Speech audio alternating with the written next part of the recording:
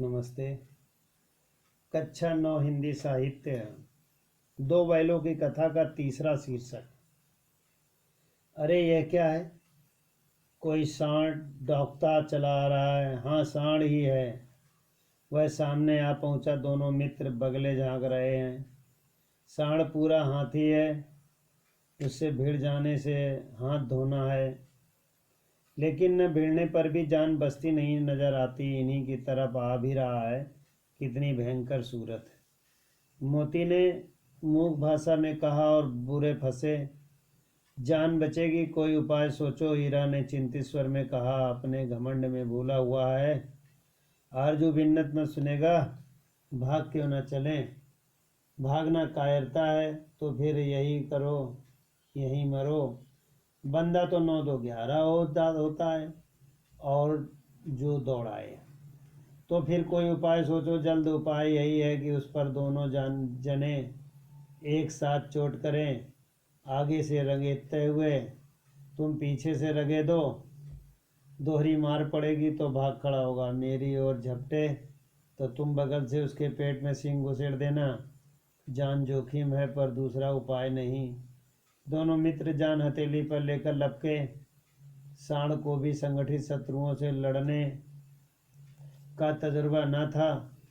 वह तो एक शत्रु से मल्ल युद्ध करने का आदी था। ज्यों ही हीरा पर झपटा, मोती ने पीछे पीछे से दौड़ाया। सांड उसकी तरफ मुड़ा तो हीरा ने रगेदा। सांड चाहता था कि एक एक करके दोनों को गिरा लें, पर ये दोनों उस्ताद थे, उसे वह अवसर न देते थे। एक बार सांड झल्लाकर हीरा का अंत कर देने के लिए चला कि मोती ने बगल से आकर पेट में सींग भोंक दिया। सांड क्रोध में आकर पीछे फिरा तो हीरा ने दूसरे पहलू में सींग छुपा दी।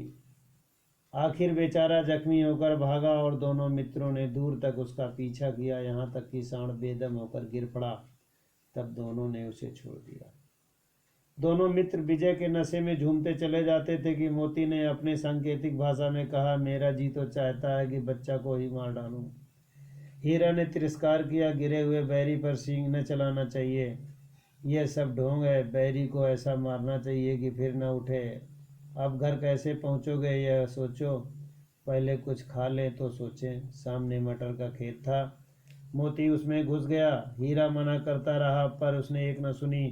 अभी 2 ही 4 ग्रास खाए थे कि आदमी लाठियां लिए दौड़े पड़े और दोनों मित्रों को घेर लिया। हीरा तो मेड़ पर था, निकल गया।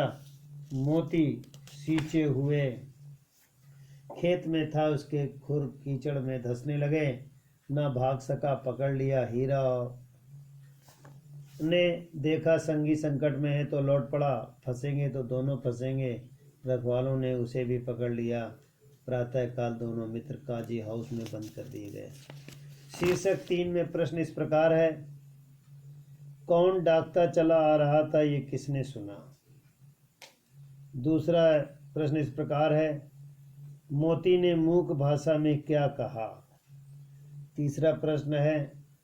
तृतीय अंक में मुहावरा का प्रयोग कीजिए। प्रश्न नंबर 4 इस प्रकार है कि सांड किस प्रकार युद्ध करने का आदी था? अगला प्रश्न इस प्रकार है। दोनों ने किस तरह मिली भगत से सांड का पर वार किया? अगला इस प्रकार है प्रश्न कि सांड बेदम होकर गिर पड़ा कि नहीं? आपका क्या विचार है? अगला प्रश्न इस प्रकार है।